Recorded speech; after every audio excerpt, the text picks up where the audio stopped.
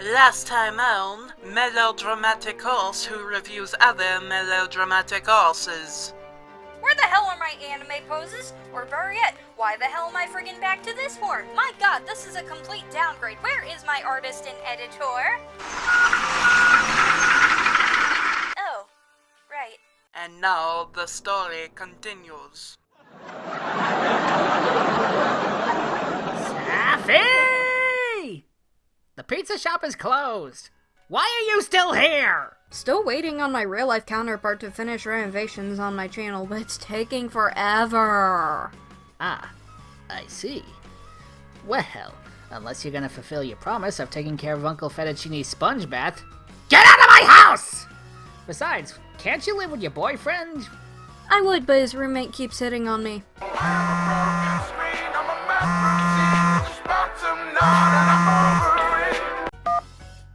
Oh hey, renovations are done. Well, it's been nice while it lasted, but I think I'm gonna take the last of my personal pizzas and head home. Wait, what about rent? Wasn't working for you enough? All you've done since you got here was sit around, watch TV, and eat all of my pizza! And the last cupcake that was in the fridge, that was my cupcake! Nobody eats my cupcake!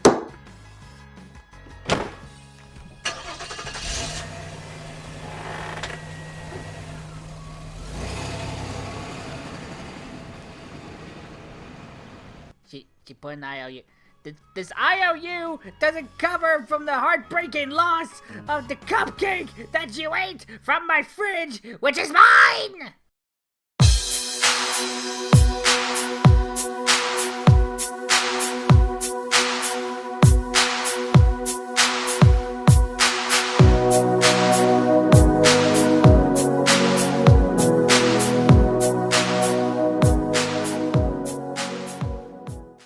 For 6 seasons, MLB has had the formulaic season premiere and finale two-parter, aside from Season 1 and Season 3's finale. Overall, the two-parters have had their problems, whether it be story or pacing. Season 7, however, has broken this formulaic barrier.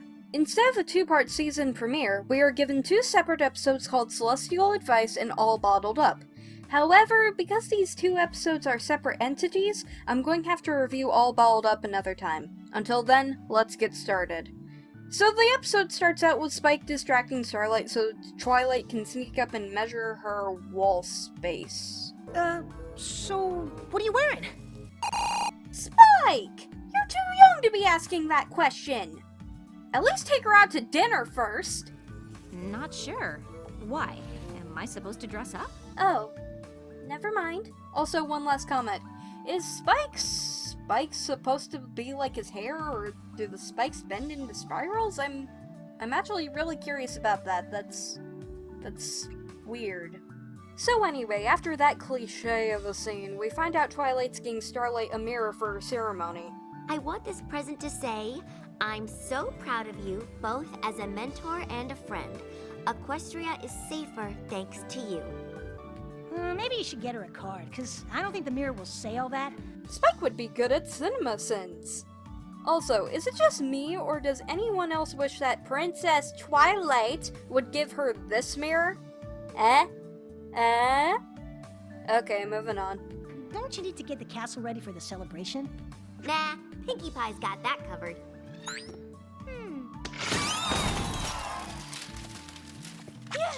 This episode in a nutshell! No, really, this episode seems to go by so fast because there's really not much going on with it. When I mentioned the premiere was a separate 2 episodes and a 2-parter, I never said whether or not that was a good or a bad thing. In my case, it could go both ways. It would be overwhelming to have the season start off with the flashy takeover Equestria plot after, oh, I don't know, almost having the entire changeling race take out every single ruler in the kingdom, and it end with disastrous results. My guess is that the writers thought this could give our characters a break, and that's why they changed the formula to where it would only have 1 episode follow up with the events related to the end of Season 6. As an audience, though, we expect an epic 2-parter follow up with months of waiting!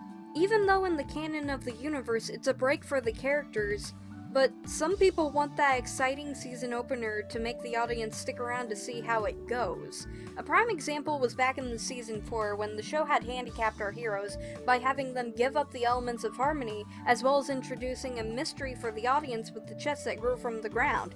It was an epic season opening, and people stuck around to see where the show would go from where it was introduced. Sadly, we haven't really had anything like that since.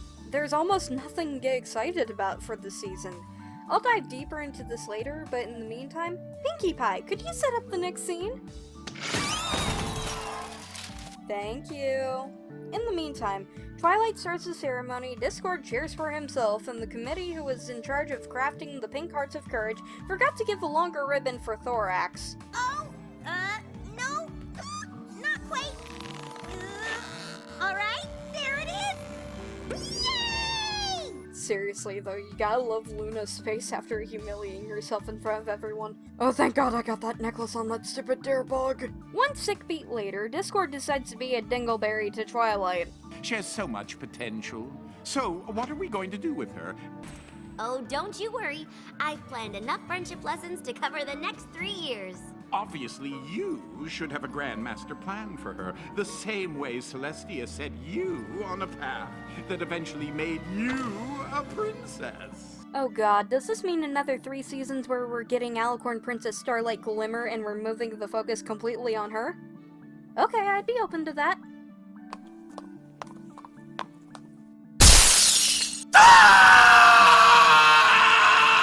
And another point that I frankly didn't see until FNGR pointed it out in his review on the same episode, on how Discord and Twilight are sort of played out to how it's like a conversation between an analyst and a writer.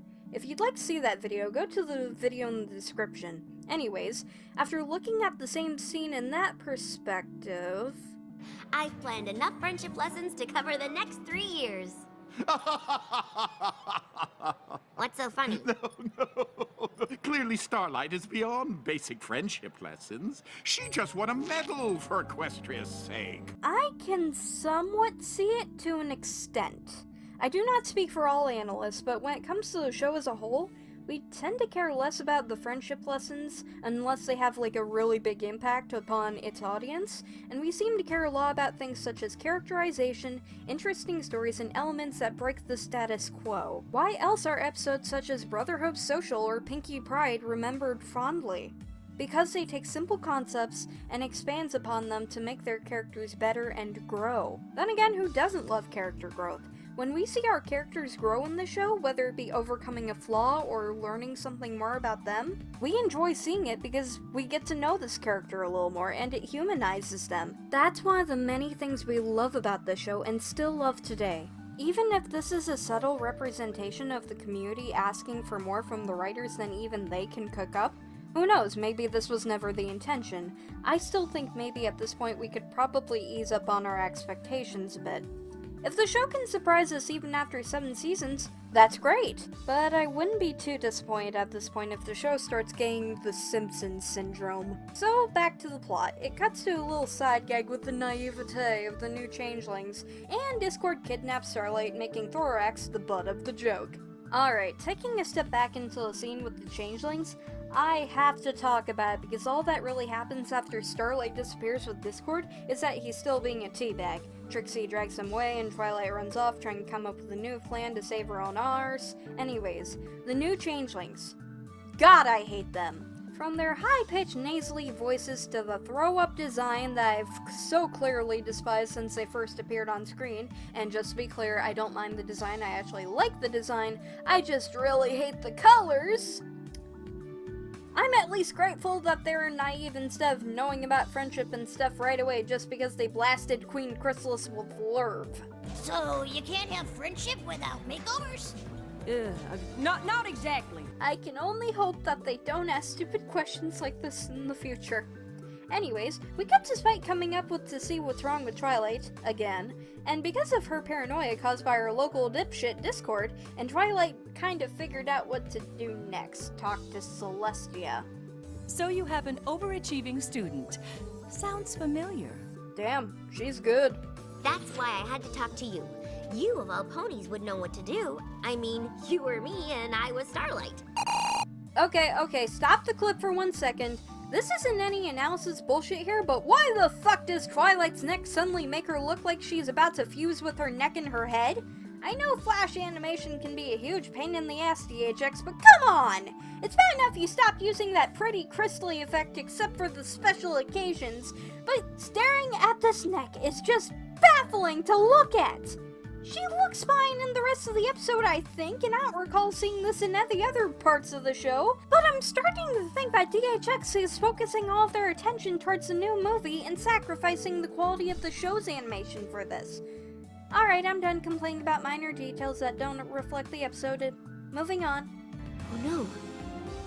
You sent me to Ponyville, which means it's time for me to send Starlight Glimmer away!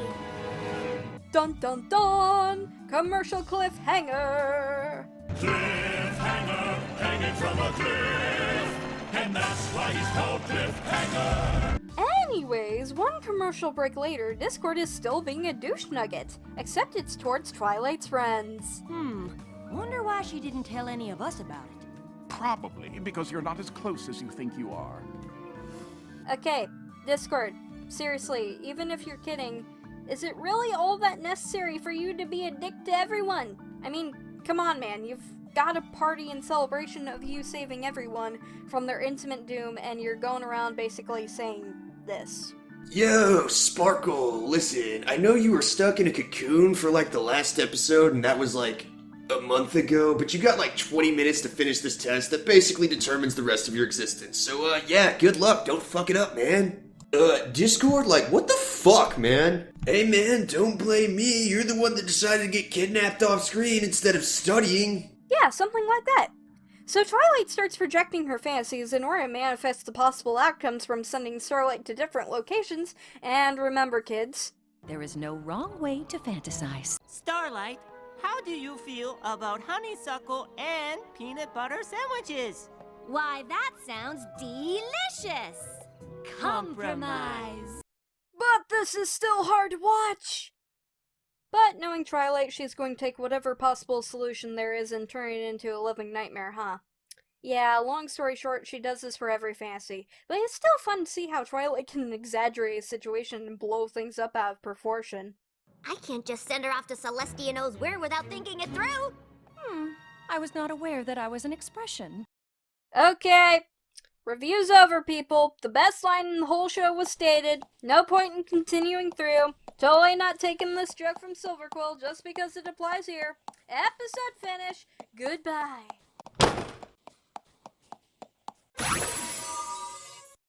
Oh, hey, Silver.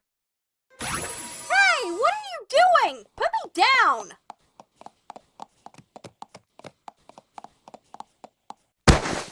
Young filly, I am flattered that you are inspired by my material, but I will not let you do this injustice. Now you are going to sit there and finish this review, or so help me, I will. You'll what? Or so help me, I will speak to you in nothing but Ebonics from now on. You'll what? For shizzle, Mouse Grizzle, don't think you can step up to this. You are so white, I'm actually snowblind. Don't be hating the player, hate the game. Okay, you win. I'll finish the review, just please stop. Ballin'. Twilight's next fantasy revolves around dragons, and yay, we get a cameo from Ember. Ember! Starlight! Excuse me, but what happened to Tsundere Ember? I get that this is Twilight's fantasy, but come on, you've met Ember and she's acted nothing like this. Maybe I'm just thrown off by this and the character shouldn't be identified by a trope, but come on! Twilight has been living with Starlight for months, and she has never acted like this either. You ready to do some death-defying dragon stuff? Aw, totally! This especially just sounds off. Like, really off. Okay, that doesn't sound anything like Ember or Starlight. See? Even Spike gets it! But hey, at least we get a callback to Gauntlet of Fire because letters. Also something about Starlight jumping into lava and next fantasy, please. I could send her to the Crystal Empire to continue her magical studies with Sunburst. Huh. That actually sounds reasonable. I mean, we could get some more character development for Sunburst and Starlight. Maybe Starlight could learn more about magic that she's never learned before. Maybe we could see more of the Crystal Empire outside of being a spectacle, and there's going to be something wrong here too because of the rule of 3, isn't there? Yeah, I thought so. 3, 2, 1. What if they become too ambitious?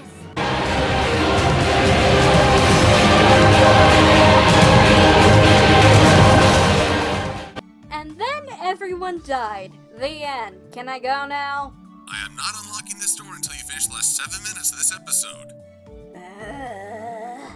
So Twilight has her melodramatic teenager "what am I going to do" line as Celestia begins to bust out laughing, leaving us with another Cliffhanger, hanging from a cliff, and that's why he's called Cliffhanger. Let me guess, this is going to revolve around Celestia's struggle because of the Nightmare Moon thing, and it's going to relate to Twilight's situation, and this has been foreshadowed from the beginning because of that little wink, right?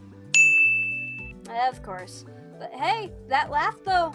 Alright, now we're getting into the real meat of the episode, where the title Celestial Advice comes from. This is the first time that we've gotten to see some type of Celestia characterization outside of small moments that were more of side jokes, or that moment in the beginning of Princess Twilight Sparkle Part 1. This is the first time Celestia has gotten to observe Twilight, freakouts and all, and actually have a genuine heart-to-heart with her. This is a big step in their relationship since Twilight is no longer Celestia's student, and this might be the first time Celestia has been on equal grounds with Twilight. Kind of like a mother-daughter relationship after the daughter has grown into an adult who is trying to figure out her own life, but still needs help from her mother because of the experience. Once upon a time, there was a very bright young filly. She was truly one of my best students. Wait. How does sun plus lollipop plus rainbow equal 2? I really don't have anything to say here, I was just curious. Anyways. I had a decision to make. Oh, but it wasn't easy. I must send her away. I knew there was a special group of fillies in Ponyville, but I kept inventing all kinds of reasons why I shouldn't send you. Wait, so does this mean Celestia was stunting Twilight's growth? What if she runs into a manticore? Happened.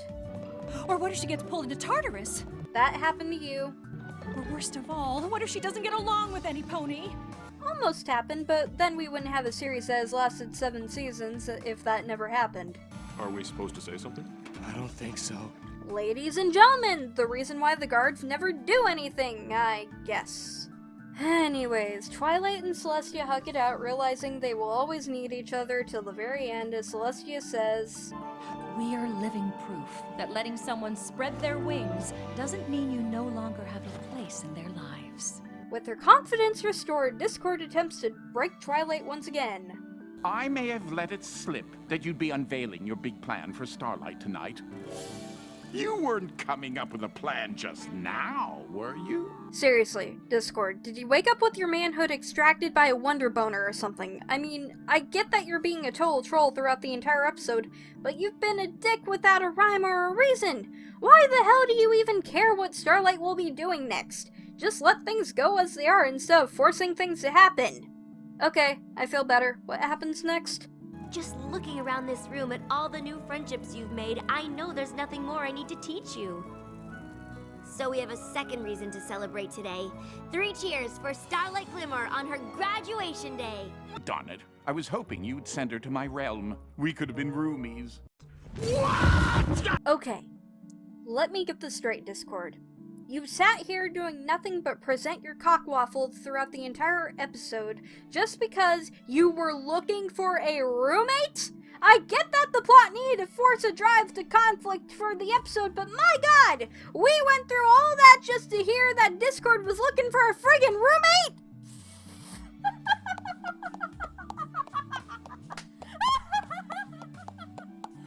Sapphy? Hello? Did the episode break you? Sure, I'm sure that KP would love to be your roommate, Discord. She sounds like she's going to be at that for a while. I'm bored. So to end off the episode, we get... I'm not ready to leave!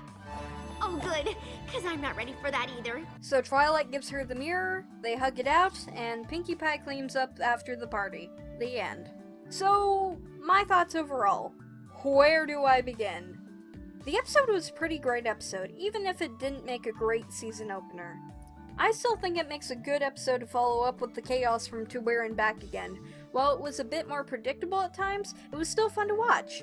However, I didn't enjoy Discord all that much. It kinda reminded me of What About Discord, an episode I hardly even remember, where Discord was pretty much a dick throughout that episode. While Discord was the driving conflict, I enjoy his presence more when there's actually a purpose to his trolling. The only episode I can recall Discord being a dick for no reason, but still remaining enjoyable with Three's a crowd. The highlight of the episode is what is to be expected from the title. It's actually really nice to have Celestia be a major supporting character in this episode, rather than be exposition material or just be there as a part of the plot and whatnot. Even if this was a Celestia Twilight episode, it's nice to have some focus on Celestia for once, even if we had to wait 7 seasons for it. Anyways, I'm Sapphire Heartsong. Dare to be different.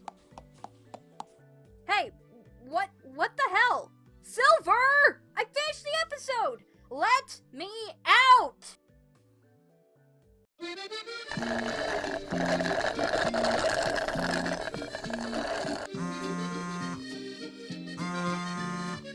Hello? Did you seriously leave me locked in my own room? Yes, I did. Where are you? Starbucks, did you know they're having a Helicorn drink event? Silver, you get back here and unlock my door this instant, or so help me I'll do unspeakable things to you. Oh, kinky. Ugh. Want me to bring you back a drink? Fine. Give me a Celestia version. You got it. I'll be there in a minute.